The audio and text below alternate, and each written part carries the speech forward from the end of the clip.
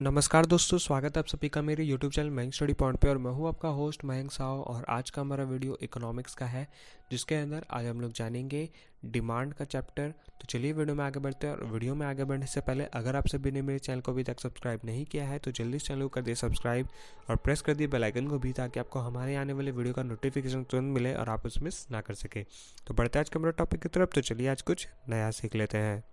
तो दोस्तों बढ़ते हैं आज के वीडियो की तरफ। और आज के इस वीडियो में जानने से पहले हम लोग आज के इस वीडियो में क्या क्या जानेंगे इसके बारे में जान लेते हैं। तो पहले हम लोग जानेंगे डिमांड किसे कहते हैं, उसके बाद जानेंगे इंडिविजुअल और डिमांड और मार्केट डिमांड में क्या अंतर होता है, और आखिर में जानेंगे डिटर्मिनेशन ऑफ डिमांड के बारे में। तो शुरू करते हैं इंडिविजुअल और मार्केट डिमांड से। डिमांड डिमांड क्या होता है? डिमांड का मतलब होता है मांग। आपका क्या मांग है? अब ये मांग आप एग्जाम्पल में ले सकते हो आप अपने घर में, या आपके माता पिता आपसे मांग रखते हो कि आप अच्छा रिजल्ट ला के दोगे, और आप उनसे मांग रखते हो कि अगर मैं अच्छा रिजल्ट ला कर दे देता हूँ तो आप मुझे मेरे पसंद का सामान मुझे ला कर दोगे, चाहे वो लैपटॉप हो या फ़ोन हो, टीवी हो, कुछ भी हो, एक्स वाई जेड। तो यही चीज़ फील्ड में बिजनेस के अंदर कंज्यूमर ऑर्गेनाइजेशन से मांग रखता है कि मुझे आपके प्रोडक्ट की ज़रूरत है। और ऑर्गेनाइजेशन क्या डिमांड रखता है कि अगर आपको ये प्रोडक्ट चाहिए तो आपको उसके लिए कुछ पैसे पे करने होंगे। सेम इस यहाँ पे डेफिनेशन में भी कहा गया है। Demand supply simply means a consumer's desire to buy goods and services without any hesitation and pay the price for it. Demand को हम लोग आसानी से क्या समझ सकते हैं कि वो एक कंज्यूमर का डिज़ायर होता है जो प्रोडक्ट को बाई और सर्विस खरीदने में उसका, चाहे वो कोई सामान हो या कोई सर्विस हो, खरीदने में हिचकिचाता नहीं हो, और उसको खरीदते वक्त वो कुछ उसे पे करे, पैसे पे करे, उसे कहते हैं डिमांड। अगर और भी आसान भाषा में समझे तो डिमांड एक तरह का सामान का नंबर होता है, जो नंबर ऑफ सामान होता है, number of goods that the customer are ready to willing to pay. और जिसको खरीदने के लिए, जिस सामान को खरीदने के लिए कस्टमर हमेशा तैयार रहते हैं पैसे पे करने के लिए अपने सेवरल प्राइस में। प्रेफरेंस में यहाँ पे हो सकता है, चॉइस हो सकता है, जिसको हम लोग अपना डिमांड में डिस्क्राइब कर सकते हो, डिमांड का बेसिस बना के बता सकते हैं कि उससे उसका क्या होता है। ऑर्गेनाइजेशन का प्रॉफिट होता है, कॉस्ट बनता है, बेनिफिट होता है, और भी दूसरे तरह के वेरिएबल्स आते हैं। इसे हम लोग डिमांड कहते हैं। अब हम लोग समझते हैं कि इंडिविजुअल डिमांड क्या होता है। आपसे हो सकता है 1 नंबर के सवाल में या 2 नंबर के सवाल में ये क्वेश्चन पूछे कि बताओ इंडिविजुअल डिमांड क्या होता है।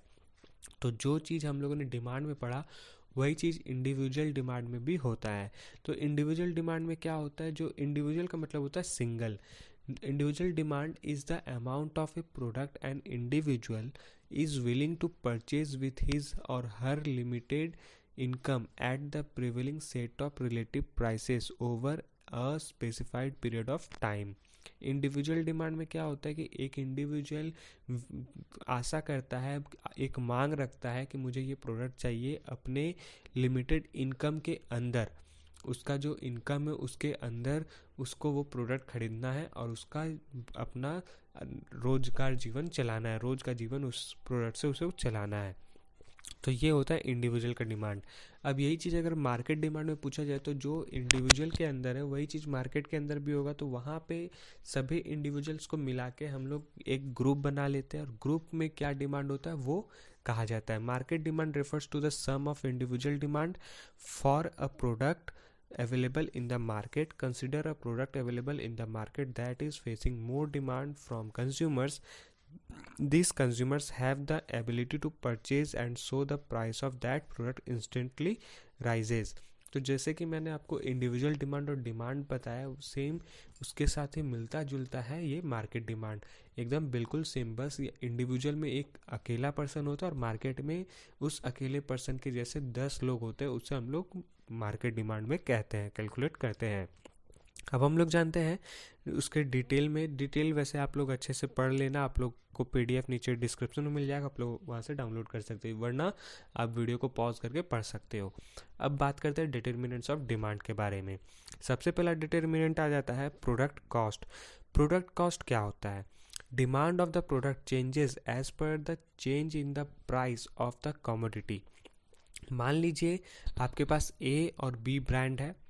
ए ब्रांड का प्राइस भी 50 रुपये है, बी ब्रांड का भी प्राइस 50 रुपये है, लेकिन कुछ टाइम के बाद ए ब्रांड का प्राइस ₹70 हो गया और बी ब्रांड का प्राइस ₹50 ही रहा, तो कंज्यूमर या फिर आप ही अगर अपने आप को उस सिचुएशन में देखोगे तो आप कौन सा प्रोडक्ट चूज़ करोगे? बी वाला। क्यों? क्योंकि सेवन आपको सेम सेटिस्फेक्शन दोनों में मिल रहा था, तो आप क्या किए कि मुझे जब ₹50 में सेम सेटिस्फेक्शन मिलेगा जो मुझे ₹70 खरीदने में लगेगा, तो मैं 50 का लूँगा। और अगर वही चीज़ ए ब्रांड जो होता है वो अपना प्राइस ₹20 कम कर दिया, यानी कि ₹50 से ₹20 कम कर दिया, तो ₹30 का प्रोडक्ट बेचता है सेम सेटिस्फेक्शन से, तो आप ए नंबर प्रोडक्ट को खरीदोगे, बी नंबर ब्रांड के प्रोडक्ट को नहीं खरीदोगे। क्यों? क्योंकि आपको ₹30 में ही ₹50 वाला जैसा सेटिस्फेक्शन मिल रहा है। तो ये होता है प्रोडक्ट कॉस्ट, कि आप कौन से टाइम पे कौन सा चीज़ का डिमांड रखते हो। और अगर जैसे ही आप ए ब्रांड को चूज़ करते हो तो उसका प्राइस घटने से उसका डिमांड बढ़ गया, और बी नंबर ब्रांड का प्राइस एक ही रहने के बाद भी उसका डिमांड जो है घट गया। क्यों? क्योंकि जब आप लोगों का प्राइस इक्वल था तो दोनों के पास इक्वली प्रोडक्ट्स बिक रहे थे, और जैसे ही एक ने अपना प्रोडक्ट का प्राइस कम कर दिया तो जो बी का प्रोडक्ट बिक भी रहा था वो भी इस तरफ आ गया, उसका भी कस्टमर इस तरफ आ गया, तो उसका क्या हो गया? बी का डिमांड कम हो गया और ए का डिमांड बढ़ गया प्राइस के घटने से। तो यही होता है प्रोडक्ट कॉस्ट के अंदर। Demand of the product change as per the change in the price of the product और commodity. People deciding to buy a product remain constant only if all the factors related to it remain unchanged। अब बात करते हैं the income of the customer. इसमें क्या होता है? ये डिमांड किस तरीके से होता है कि ये डिमांड होता है कि कंज्यूमर का इनकम जो है उस हिसाब से वो प्रोडक्ट खरीदता है। अगर उसका इनकम है ₹1000 मंथ का, तो वो उस हिसाब से अपना प्रोडक्ट को खरीदेगा। अगर उस हिसाब से अगर उसका इनकम बढ़ता है तो डिमांड भी बढ़ेगा, अगर उसका इनकम घटता है तो डिमांड भी घटेगा। ऐसा नहीं कि उसका है इनकम है ₹1000 और वो सपने देख रहा है ₹2000 का, ऐसा नहीं होता। उसके ऊपर भी आएंगे, वो कैसे होता है उसके ऊपर भी आएंगे, लेकिन अभी ये समझिए कि अगर आपका इनकम बढ़ेगा तो आपका डिमांड भी प्रोडक्ट का बढ़ेगा, अगर आपका इनकम घटेगा तो आपका प्रोडक्ट का डिमांड भी घटेगा। फिर आता है cost of related goods and services. इसमें क्या होता है कि एक प्रोडक्ट होता है जिसका सब्स्टिट्यूट और कॉम्प्लीमेंट्री प्रोडक्ट्स होते हैं इसके अंदर। कॉम्प्लीमेंट्री क्या होता है कि एक चीज़ के साथ साथ दूसरा चीज़ का भी कुछ तालमेल होता है, जैसे कि बटर और ब्रेड। अगर ब्रेड का दाम बढ़ेगा तो बटर का डिमांड ऑटोमेटिक घटेगा। क्यों? क्योंकि लोग ब्रेड खरीदना बंद कर देंगे। अब अगर ब्रेड ही नहीं खरीद रहे तो वो बटर क्यों खरीदेंगे? तो ये होता है कि अगर ब्रेड का प्राइस बढ़ रहा है तो बटर का डिमांड घट रहा है, अगर ब्रेड का प्राइस घट रहा है तो बटर का डिमांड बढ़ रहा है, ऐसा। तो और इसी तरीके से अगर सब्स्टिट्यूट में हम लोग समझे, हालांकि 3 नंबर के अंदर 2 तरह के प्रोडक्ट्स डिमांड्स आते हैं, एक तो सब्स्टिट्यूट और एक तो कॉम्प्लीमेंट्री।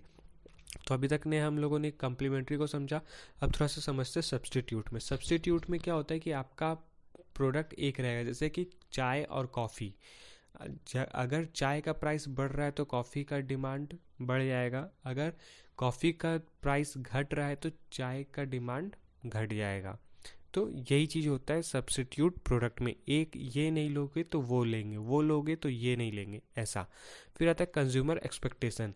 कंज्यूमर एक्सपेक्टेशन इसके अंदर जैसे अभी हमने बात किया कि आपका 1000 का इनकम है और आप 2000 के सपने देख रहे हो, तो वो चीज़ आ जाता है यहाँ पे कि कंज्यूमर का क्या एक्सपेक्टेशन है, वो क्या करना चाहता है, वो क्या प्रोडक्ट लेना चाहता है।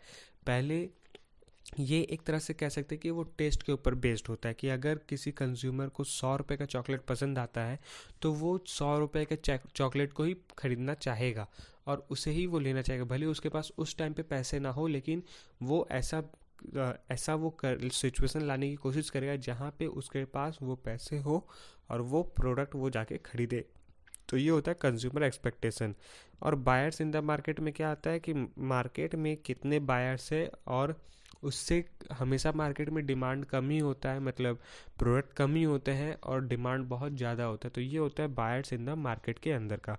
अब इन सभी को हम लोग एक छोटा सा और एग्जांपल के अंदर समझते हैं ताकि आपको कॉन्सेप्ट जो है और अच्छे से क्लियर हो जाए। तो प्रोडक्ट कॉस्ट में जैसे मैंने अभी बताया कि ए और बी, तो यहाँ पे हम लोग कोका कोला और पेप्सी को देखते हैं कि अगर कोका कोला का प्राइस बढ़ जाता है, अभी कैन का प्राइस मान लीजिए ₹50 है और पेप्सी का भी कैन का प्राइस 50 रुपये है। अब अगर कोका कोला का प्राइस 70 रुपये हो जाता है तो पेप्सी का डिमांड ऑटोमेटिक बढ़ जाएगा, और अगर कोका कोला का प्राइस घट जाता है तो पेप्सी का डिमांड भी घट जाएगा उसके साथ साथ, और कोका कोला का प्राइस बढ़ जाएगा। और इसके बगल में हम लोग देख सकते हैं मैकडॉनल्ड्स और बर्गर किंग। अब इनके अंदर भी सेम चीज़ है बर्गर के अंदर, कि अगर मैकडॉनल्ड्स का प्राइस बढ़ जाता है तो मैकडॉनल्ड्स का डिमांड घट जाएगा और बर्गर किंग का डिमांड बढ़ जाएगा। क्यों? क्योंकि उसका तो एक ही था पहले, उसने अपने प्राइस पे इंक्रीजमेंट नहीं किया है, लेकिन मैकडॉनल्ड्स ने किया है तो मैकडॉनल्ड्स का डिमांड घट जाएगा। क्यों? क्योंकि लोग जब एक ही सेटिस्फेक्शन उसको कम प्राइस में मिल रहा है तो वो उस तरफ स्विच करेंगे। ये होता है प्रोडक्ट कॉस्ट। अब हम लोग बात करते हैं यहाँ पे the income of the consumer. जैसे कि यहाँ पे हम लोग देख सकते हैं कि आदमी जब कुछ खरीद रहा है उसके इनकम के बेस्ड के ऊपर वो खरीदता है, कि अगर उसका इनकम अच्छा खासा है तो वो शॉपिंग मॉल में खरीदता है, और अगर उसका इनकम अच्छा नहीं है, बहुत अच्छा नहीं है, तो वो छोटे मोटे लोकल बाज़ार में जाके खरीदता है। तो ये डिपेंड करता है उसके इनकम के ऊपर। अगर उसका इनकम बढ़ रहा है तो डिमांड भी बढ़ेगा, अगर उसका इनकम घट रहा है तो डिमांड भी घटेगा। अब बात करते हैं cost of related goods and services. Cost of related goods and services में क्या हो जाता है कि यहाँ पे जैसे चाय कॉफ़ी देख रहे हैं, या फिर एक और देख सकते हैं कि बाइक और साइकिल है, कार या साइकिल है। तो चाय कॉफ़ी से शुरू करते हैं कि अगर चाय का प्राइस बढ़ता है तो लोग कॉफ़ी पीना स्टार्ट कर देते हैं, कॉफ़ी का डिमांड बढ़ जाता है। क्यों? क्योंकि अगर हम लोग को सेम प्राइस में कॉफ़ी भी मिल जा रहा है, अगर कॉफ़ी का प्राइस 70 रुपये था और चाय का प्राइस 50 रुपये था, अब चाय का प्राइस भी 70 रुपये हो गए। जब आदमी को 70 रुपये देने पड़ रहे हैं तो वो चाय क्यों पिएगा, वो कॉफ़ी पिएगा। तो इसलिए होता है, यही होता है कॉस्ट रिलेटेड गुड्स। यहाँ पे जो सब्स्टिट्यूट गुड्स है वो यहाँ पे काम में आता है।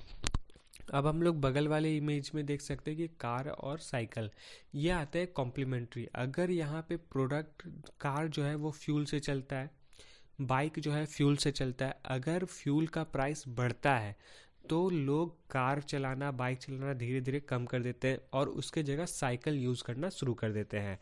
हम लोग इंडिया में भी बहुत बार देखते हैं कि जब देखते हैं कि पेट्रोल का प्राइस बढ़ रहा है तो लोग यहाँ पे डबलिंग और ट्रिपलिंग करना स्टार्ट कर देते हैं, या फिर कुछ बस यूज़ करना स्टार्ट कर देते हैं जहाँ पे पैसे कम खर्च हो, या फिर साइकिल यूज़ करना स्टार्ट कर देते हैं जहाँ पे आपके पेट्रोल के पैसे जो है कम नहीं लगेंगे। तो वहाँ पे क्या हो रहा है कि आपका एक चीज़ का प्राइस बढ़ रहा है तो आप साथ में वो चीज़ का भी डिमांड, उसके साथ जो चलने वाली चीज़ें हैं उसका भी डिमांड घट जा रहा है। पेट्रोल का प्राइस बढ़ रहा है तो आप कार चलाना बंद कर दे रहे, कार खरीदना बंद कर दे रहे हो, तो डिमांड घट जा रहा है। और वही अगर पेट्रोल का प्राइस कम हो रहा है तो आप कार खरीदना भी स्टार्ट कर देते हो, कार चलाना भी स्टार्ट कर देते हो। तो ये होता है cost related goods and services. अब हम लोग बात करते हैं यहाँ पे कंज्यूमर एक्सपेक्टेशन का। जैसे कि हमने बताया, अगर आपका एक्सपेक्टेशन हाई है तो आप लोग कार के बारे में सोचोगे कि मुझे कार खरीदना है, मुझे बाइक खरीदना है। और अगर आपका एक्सपेक्टेशन लो है तो आप साइकिल के बारे में सोचोगे कि मुझे साइकिल खरीदना है, बहुत दूर जाना पड़ता है, ये सारा चीज़। तो दोस्तों आज के लिए बस इतना ही। उम्मीद करता हूँ कि आप सभी को मेरा वीडियो पसंद आया होगा। तो जाते थे वीडियो को लाइक करें, और अगर आप चैनल पर न्यू हैं तो चैनल को प्लीज़ सब्सक्राइब करें और प्रेस करें बेल आइकन को भी, ताकि आपको हमारे आने वाले वीडियो का नोटिफिकेशन तुरंत मिले और आप उसे मिस ना कर सके। तो मिलते हैं हमारे अगले वीडियो पे, तब तक के लिए जुड़े रहे मैंग स्टडी पॉइंट के साथ। वीडियो को पूरा देखने का आपका बहुत बहुत शुक्रिया।